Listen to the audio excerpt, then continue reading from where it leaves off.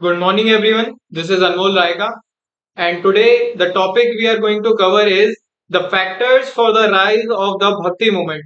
भक्ति movement India में काफी रैपिड स्पीड से जो है इंक्रीज हुआ, फ्लरिश हुआ, अपने पीक पर गया। इसके पीछे के कारण क्या रहे वो हम इस टॉपिक में डिस्कस करने वाले हैं। तो सबसे पहले थोड़ा सब हेडिंग्स के बारे में आपको बता दूं।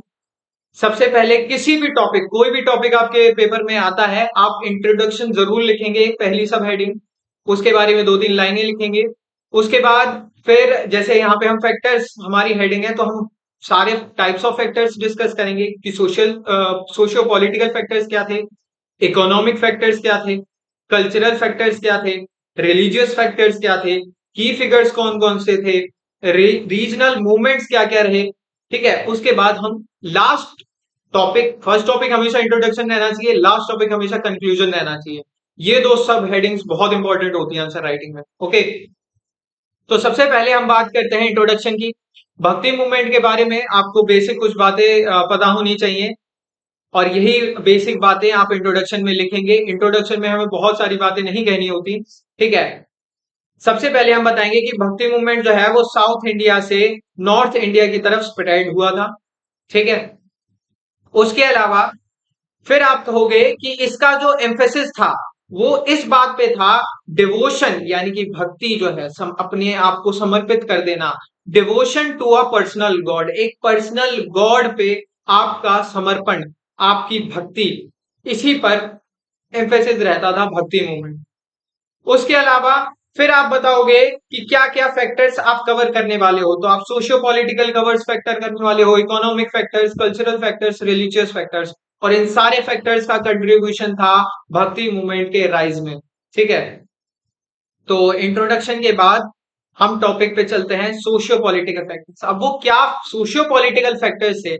अब देखो, सोशियो पॉलिटिकल फैक्टर्स, सोसाइटी, इसमें सोशियो का मतलब क्या है, सोसाइटी उस टाइम की कैसी थी और उस सोसाइटी ने कैसे एक योगदान दिया भक्ति मूवमेंट के राइज का। तो उस टाइम की सोसाइटी अगर आप ध्यान दोगे तो आपको पता होगा कि कास्ट डिस्क्रिमिनेशन उस टाइम पे काफी रिजिड था। अब रिजिड कास्ट डिस्क्रिमिनेशन की वजह से जो सोसाइटी है वो कुछ स्टेटास में बटी हुई थी, और ये जो स्ट्रेटिफिकेशन है, ये जो क्लासिफिकेशन है, ये जो डिस्क्रिमिनेशन है, ये काफी रिजिड था। ठीक है, बाय बर्थ आप उसी कास्ट को बिलोंग करते हो। ठीक है, ये कास्ट सिस्टम का बेसिक आइडियोलॉजी थी, बेसिक फंडा था। तो इस चीज को, अब इस चीज की वजह से लोगों के बीच में भेदभाव बहुत हो रहा था। जो अपर क्लास हैं वो लोअर क्लास के साथ बहुत भेदभाव कर रहे थे। अब इस चीज को भक्ति मूवमेंट ने थोड़ा सा फ्लेक्सिबल बनाया, थोड़ा सा लोअर क्लास के लोगों को रिलैक्सेशन प्रोवाइड करी गई। कि जैसे आपने देखा होगा कि जो लोअर क्लास के लोग हैं उनको मंदिरों में जाने से मना किया जाता था। ठीक है, तो भगवान के साथ कनेक्शन उनका पता नहीं क्यों थोड़ा ब्रेक सा करने की कोशिश की जाती थी। ठीक है, तो इसकी वजह से जब भक्ति मूवमेंट इंट्रोड्यूस हुआ, लोअर जो स्ट्रेटा ऑफ द सोसाइटी है, लोअर क्लास जो है इंडिया में, वो उसने भक्ति मूवमेंट को काफी सराहा। ठीक है, काफी अप्रेज किया। ठीक है, क्योंकि अब आप एग्जांपल देखो मीराबाई का, तो मीराबाई रॉयल फैमिली से बिलोंग करती थी, बट स्टिल उन्होंने अपने रॉयल फैमिली का त्याग किया और नॉर्मल लोगों के बीच में, लोअर क्लास पीपल के बीच में रहकर उन्होंने अपनी भक्ति को जारी रखा और लोगों तक पहुंचाया। ठीक है, अपनी पोएट्री के द्वारा, अपने डिवोशन के द्वारा। ठीक है, सो बेसिक आइडियोलॉजी जो भक्ति मूवमेंट की थी, उसकी वजह से जो क्लास, जो स्ट्रेटिफिकेशन है वो वीक होता चला, और इस ये एक कारण था भक्ति मूवमेंट के पसंद आने का, लोग बहुत पसंद कर रहे थे इस वजह से। Second is Muslim role. ठीक है, अब मुस्लिम रोल क्या है इंडिया में। मुस्लिम ट्रेडिशन भी इंट्रोड्यूस हो चुका था मेडिवल पीरियड तक, काफी मुस्लिम रूलर्स थे। ठीक है, काफी मुस्लिम लोग जो थे वो सोसाइटी का एक पार्ट बन चुके थे। तो हिंदूज ने जब मुस्लिम्स को ऑब्जर्व किया क्लोजली, और मुस्लिम्स ने हिंदूज को ऑब्जर्व किया क्लोजली, तो उन्होंने सोचा कि हमें ना एक कॉमन स्पिरिचुअल ग्राउंड को सर्च करने की बहुत जरूरत है। This interaction prompted a search for a common spiritual ground। ठीक है, अब यहाँ पे साईं बाबा की एक आइडियोलॉजी है, सबका मालिक एक। रिलीजन्स चाहे कितने भी हो, सबका मालिक एक कॉमन स्पिरिचुअल ग्राउंड होना चाहिए। ठीक है। अच्छा, अब इसकी वजह से क्या है, इस आइडियोलॉजी की वजह से सबका मालिक एक, सब अपने अपने डायरेक्ट कनेक्शन बनाने लग गए गॉड के साथ। ठीक है।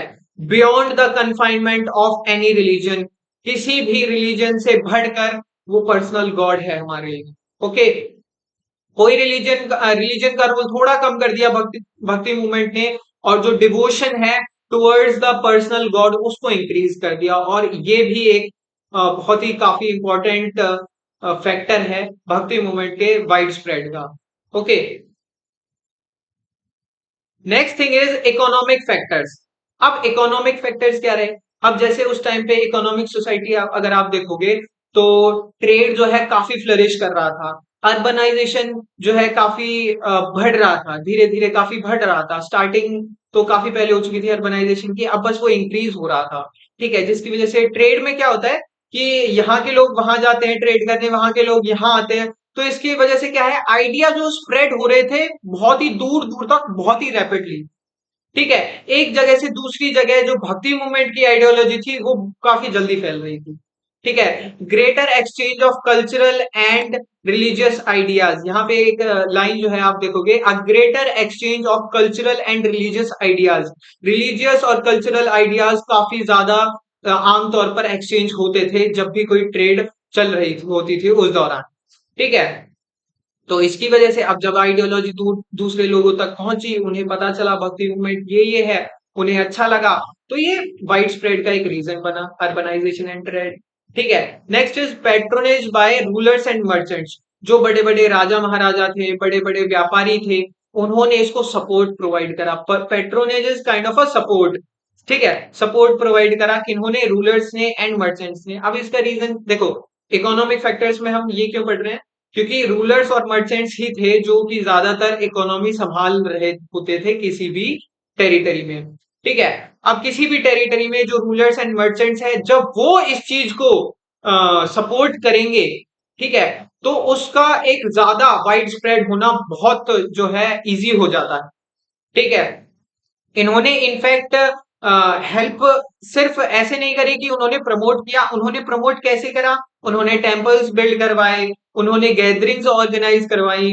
ठीक है। उन्होंने जो डिवोशनल लिटरेचर है, ठीक है, उसको फैलाया, उसके स्प्रेड में मदद करी। तो ये बहुत सारे रीजंस थे। ठीक है। इकोनॉमिक इकोनॉमिकल फैक्टर्स थे जिनकी वजह से भक्ति मूवमेंट स्प्रेड हो रहा था। Next will come to the topic cultural factors. अब कल्चरल फैक्टर्स क्या क्या थे, कल्चरल फैक्टर्स जो थे उसमें सबसे पहले कल्चर, किसी भी कल्चर के बारे में अगर आपको जानना है तो उसकी लैंग्वेज के बारे में जानना बहुत जरूरी है। और लैंग्वेज एक बहुत बड़ा फैक्टर था भक्ति मूवमेंट के स्प्रेड होने का। भक्ति मूवमेंट में जितने भी सेंट्स थे, जितने भी प्रोमिनेंट फिगर्स थे, आप देखोगे भले ही वो कबीर जी हो, भले ही वो रहीम जी हो, भले ही वो मीराबाई हो, इन सब ने अपनी पोएट्री, अपने दोहे, अपने भजन, इनके द्वारा जो है अपने डिवोशन को एक्सप्रेस किया था। ठीक है। और लोगों तक पहुंचाया था। ठीक है। अब ये जो पोएट्री होती थी, ये जो भजन होते थे, सॉन्ग्स होते थे, दोहे होते थे, ये रीजनल लैंग्वेज में होते थे। अब रीजनल लैंग्वेज में होने का फायदा ये है कि आम जनता तक ये बड़ी जल्दी समझ में आ रहे थे, आम जनता को, आम जनता इन्हें बड़ी जल्दी कैच कर रही थी। ठीक है। बड़ी जल्दी समझ में आ जाएगी कोई चीज तो बड़ी जल्दी आप कैच कर लोगे। अब बड़ी जल्दी कैच करने लग गए आम लोग, इसकी वजह से क्या है, ये और ज्यादा फैलने लग गया। Next thing is the use of music and poetry. Music और पोएट्री का काफी यूज देखने को मिलेगा आपको। अब ये जो म्यूजिक एंड पोएट्री है ये काफी कैची होती थी, बड़ी जल्दी लोगों के दिल में एक इम्पैक्ट डालती थी। अब जब किसी का इम्पैक्ट बड़ी जल्दी आपके दिल में पड़ता है तो आप उसको और आगे शेयर करते हो, तो ये भी एक रीजन था फ्लरिश करने का भक्ति मूवमेंट के। ठीक है। The next thing is religious factors. अब रिलीजियस फैक्टर्स में हम बात करते हैं तो दो रिलीजन मोस्ट इंपॉर्टेंट जो थे उस टाइम पे, हिंदू एंड मुस्लिम, है ना। तो हिंदुइज्म में आप देखोगे भक्ति मूवमेंट इसलिए पॉपुलर हो रहा था, एक तो सोशल स्ट्रेटिफिकेशन को ये वीकन करता था, एंड सेकेंडली रिचुअलिज्म जो है, काफी सारी प्रथाएं ऐसी थी जो कि भगवान के साथ कनेक्शन को स्लो बनाती थी। ठीक है, जैसे रिचुअलिज्म ये कहती है कि आपको ये करना पड़ेगा, ये चीजें करनी पड़ेंगी, तब जाके भगवान खुश होंगे, जबकि ये एक तरीके का इल्यूजन था, ऐसा कुछ भी नहीं है। ठीक है, भक्ति मूवमेंट ये कहता था कि आपको ऐसा कुछ करने की कोई जरूरत नहीं है। भक्ति मूवमेंट का एम्फेसिस था सिंपल हार्ट फेल्ट डिवोशन की तरह। सच्चे दिल से अगर आप भगवान में मानते हो, अपने पर्सनल गॉड में मानते हो, देन दैट्स द भक्ति मूवमेंट इज ऑल अबाउट। ठीक है, सिर्फ इसी बात पर भक्ति मूवमेंट का एम्फेसिस था। नेक्स्ट थिंग इज कि इन रिचुअलिज्म को अगर हटा दो तो एक ज्यादा पर्सनल, एक कम ritualistic form of worship provide कर रहा था भक्ति मूवमेंट।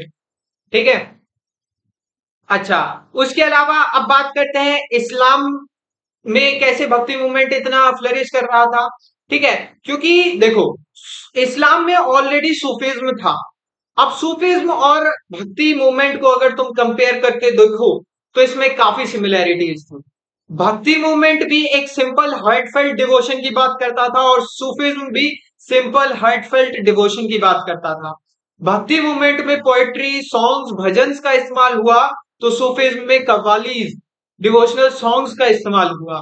तो काफी सिमिलैरिटीज थी इनकी वजह से, जिसकी वजह से सूफिज्म और भक्ति मूवमेंट काफी पैरेलल ही साथ साथ चल रहे थे। ठीक है, तो ये रिलीजियस फैक्टर्स थे। ठीक है, मुस्लिम्स ने भी भक्ति मूवमेंट को काफी प्रेज करा, ऐसे ही हिंदूज ने भी सूफिज्म को काफी अप्रेज करा।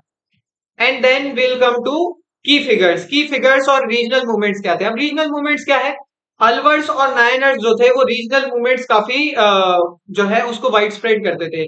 रीजनल मूवमेंट्स कैसे, जैसे अलवर्स जो हैं वो डिवोटीज होते थे विष्णु जी के। ठीक है, विष्णु जी को मानने वाले जो थे वो अलवर्स थे और वो अपने मूवमेंट चलाते थे भक्ति मूवमेंट के।